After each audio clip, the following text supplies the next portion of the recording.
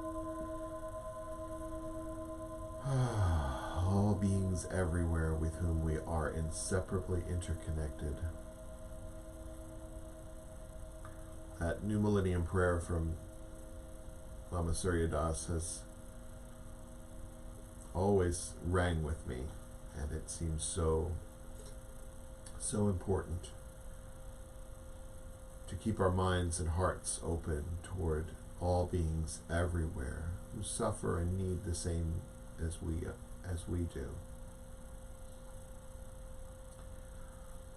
One of the most frequent questions I get,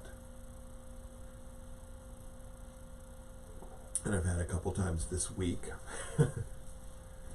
as well as every time we've done the Foundations of Buddhism class, or when we did the 37 practices of all the bodhisattvas, is why does Buddhism seem to be just about suffering? And I often, it sends a little spark of emotion in me when that happens, because it's really a misunderstood piece and a misunderstood teaching. Yes, the Four Noble Truths, if you haven't heard the Four Noble Truths before, it's the first teaching that the Buddha taught after he found enlightenment, found this vast, unmistakable view sitting under a tree. And that teaching says that there is suffering. Suffering exists. That's the first of the Noble Truths. The second of the Noble Truths is that there's a reason, a cause for that suffering, right? The third is that there is a relief of that suffering, a cure, if you will, for that suffering. And the fourth is that that cure for the suffering is our Noble Eightfold Path, which is the basis of our practice. And to be very specific, the first of the Eightfold Path is, to me, one of the most important, and that is right, wise, or complete view and understanding. So that means we see things for what it is. See things for what it is. Not our discursive thought, I like and I don't like. It's not about like and dislike, although that may be part of your suffering. Our suffering, your suffering, someone else's suffering. So it sounds like, oh yeah, there's a big emphasis on suffering. But it's not just that there is suffering, and not just that we're standing here pointing out, he suffers, she suffers, I suffer, that being over there suffers. But instead, the second part of the Four Noble Truths is the transformation, the enlightenment of that suffering, and the transformation of it. So, with enthusiastic effort, we seek to turn the tables on that suffering. Now, we can't wipe out all suffering just with our attention, but we can lessen it. So let's be specific about suffering. So suffering is not just the great and painful suffering of being trapped under a massive boulder. It can be subtle, very subtle, to where we actually have to pay attention and see, oh, I've had a pain, some bodily discomfort. Maybe I'm agitated by this stay-at-home order. That, oh my goodness, the repetition of days at home are trying my patience, making me uncomfortable, making me feel restless, that there's certainly suffering that's there. But some of the suffering is not just our own individual suffering, but there's suffering everywhere. There's suffering of every realm, if you will. And as minute as the realm of bugs and microscopic things, all those things live, right? And maybe they don't have the life that we have of getting things and material things and owning things and thinking we're controlling things. But that little microscopic being has a life. And those microscopic beings are consistently tormented. They're tormented by our soap and maybe killed by our soap and our ingesting of food and all of those things. Every time we drive our car, every time we step on the ground, we are killing. And not going off the deep end here. We're not to become nihilistic where we just don't move from our seats because we're killing something. It's just the fact that all of this exists. For you to have food every day, for me to have food every day, things must die. There's a continual cycle of death and rebirth in our lives. And not just our own that starts with a birth and ends with a death, or the other way around, however you want to frame it.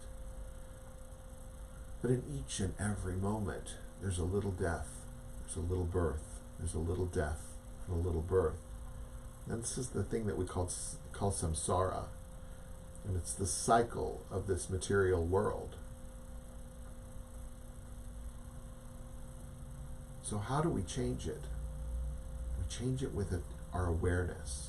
So, for instance, we want to think about the microscopic world, and if we want to lessen the suffering of the microscopic world, it doesn't mean that we don't move around and drive our cars. But maybe we make one big trip instead of going out 5 times. One trip.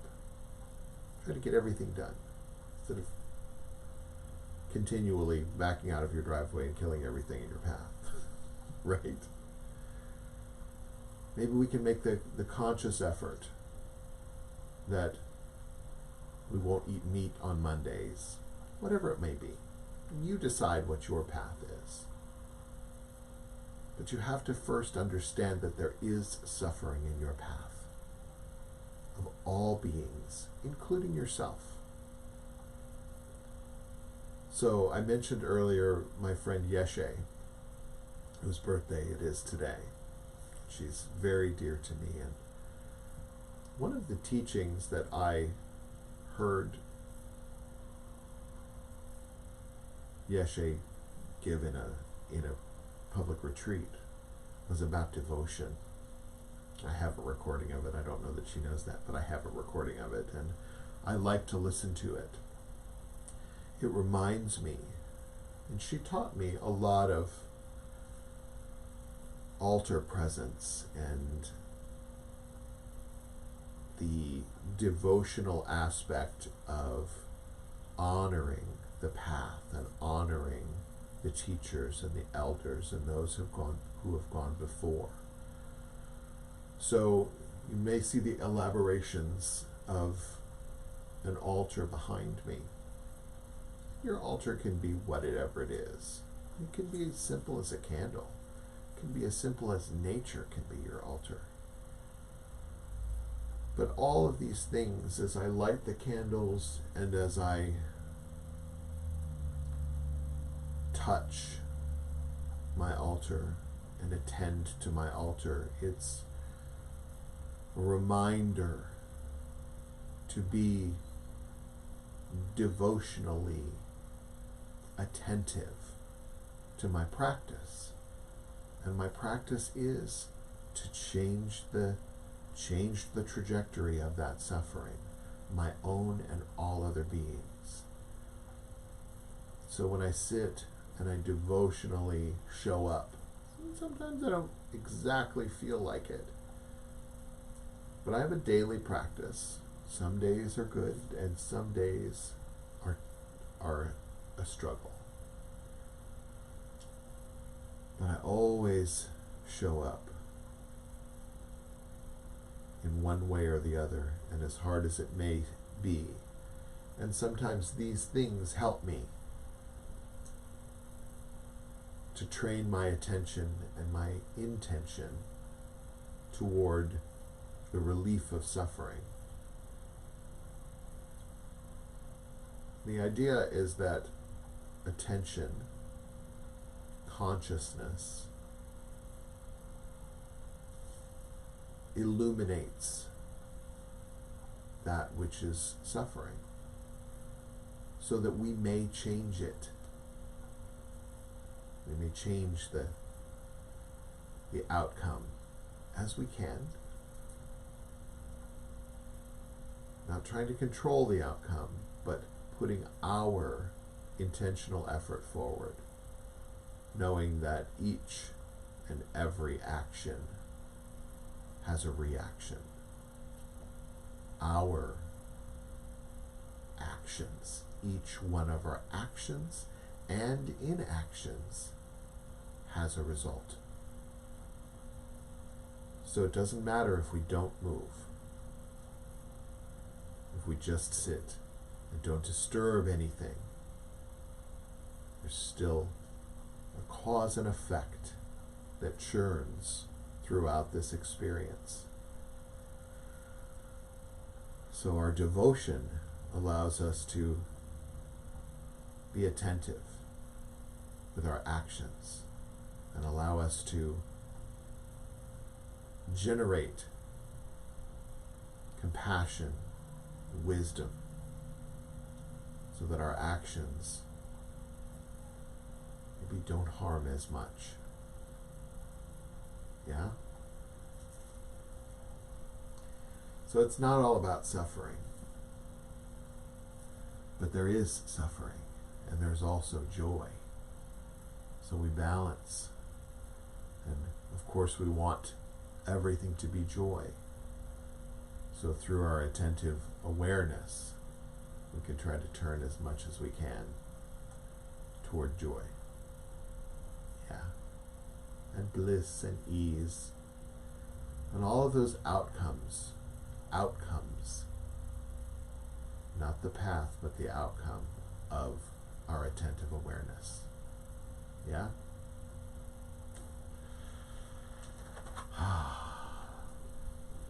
The Dharma, the teachings.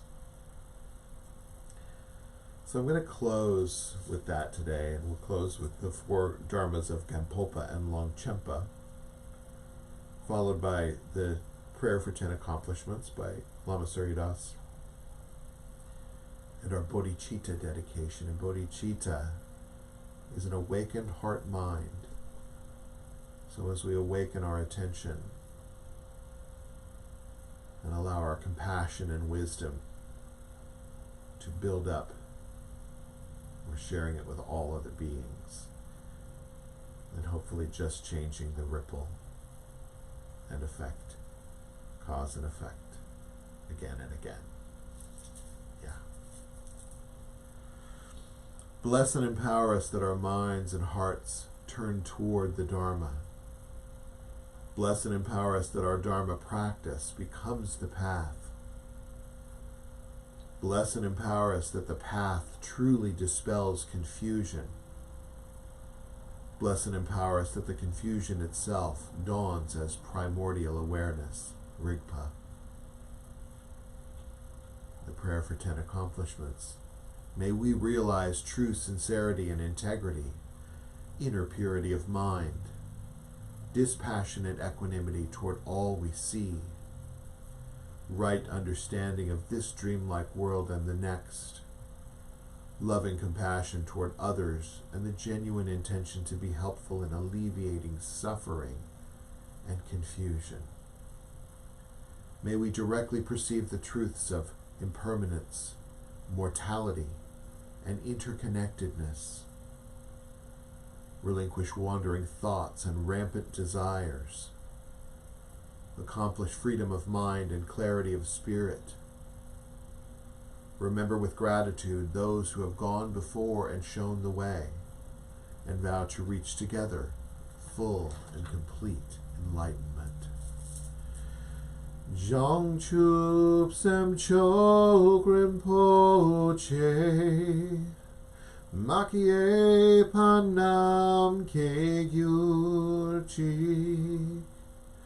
Ke Panyam Parme Paeom Gong Ne Gong Du Perwar Shok. May the pure, brilliant sun of bodhicitta dawn in each and every heart and mind, dispelling the darkness of suffering and confusion, unstoppably until all are illumined and awakened. May the pure, brilliant sun of bodhicitta dawn in each and every heart and mind, dispelling the darkness of suffering and confusion, unstoppably until all are illumined and awakened. May the pure, brilliant sun of bodhicitta dawn in each and every heart and mind, dispelling the darkness of suffering and confusion, unstoppably until all are illumined and awakened. Sentient beings are numberless. We vow to liberate them. Delusions are inexhaustible. We vow to transcend them. Dharma teachings are boundless. We vow to realize them. The Buddha's enlightened way is unsurpassable. We vow to embody it.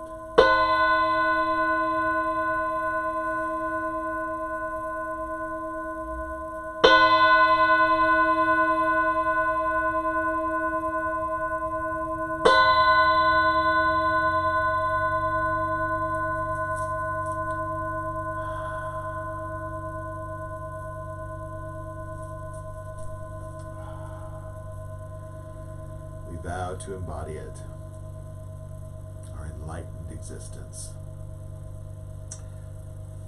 So, join me each and every day. I'm doing a meditation each day. Sundays there are our morning service, and then every other day of the week an afternoon meditation at 2:30 Central Time. So tune in every day. We post the recording as well, so if you want to catch it later, if you're one of the people who have to go out and work in all of this and come home and you need a little reset, posting those meditations for all of us every day. My rule is I practice every day and you can join me. So that's what I do. So come as you are and show up as you need. Keep watching our Kansas City Buddhist Center page for new things. I'm working on something to happen on Tuesday nights, so probably make an announcement on that this week. But keep watching. So something new is coming. Fill a little of our time and deepen our Dharma, or a little bit as well. So keep that coming. We still have expenses, so if you feel the need and can contribute a little bit, go to our website, kansascitybuddhistcenter.com, and punch that little button that says donate and help out a little bit. We're pretty frugal, so, but we still have expenses even in quarantine. So I'm glad we can all still come together over this channel over this virtual airwave. So I will leave it at that, and we'll see you each and every day. Hang in there. We're all getting through this. Presence, patience, perseverance. We'll see you soon.